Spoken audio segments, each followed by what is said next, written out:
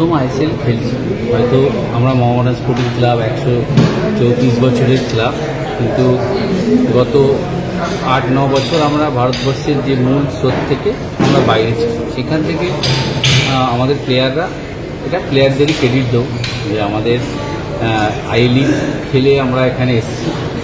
সেখানে আমাদের প্লেয়াররা ভালো ফুটবল খেলেছে। একটা দুটো ম্যাচ হয়তো আমরা খারাপ খেলেছি, এটা বলতে কোনো দ্বিধা নেই যে খারাপ খেলেছি, কিন্তু Bangalore match, north east match, Chennai match, Goa match আমাদের এই ছেলেরাই খেলেছে।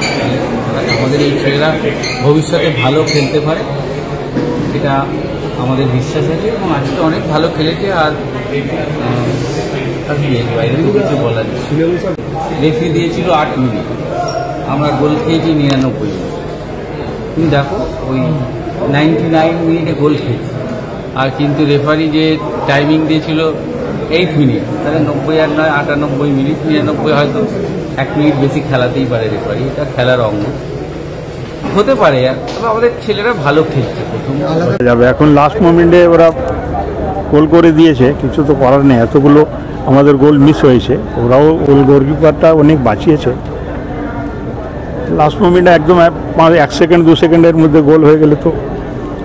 তোমার দা মানজুকি নাকি ভাস্কর, কাকে ফুল মার্কস দিচ্ছে? মানজুকি আর ভাস্কর আজকে সবই পুরো টিম ভালো খেলেছে আজকে, খারাপ কেউ খেলেনি। মানজুকি আজকে গোল পেয়েছে, একটা ভালো মোহামেডান স্পোর্টিংয়ের জন্য যে স্ট্রাইকার গোল পেয়েছে। তারপরে ওর ফুটবলটাই চেঞ্জ হয়ে গেছে গোল পাওয়ার পরে, যে এতদিন থেকে পাচ্ছিলাম না। তো আশা করি আগামী দিন আরও ভালো হবে। এখন তো ম্যাচটা হেরে গেলে যা হয়, মানসিকতা একটা তো ব্যাপার থাকে। তো রেফারিং নিয়ে কি একটা প্রশ্নচিহ্ন থেকে যাচ্ছে? এখন তো আইএসএল এর মধ্যে রেফারিং নিয়ে তুমি কিছু বলতে পারো না, কেউ বলতে পারে না।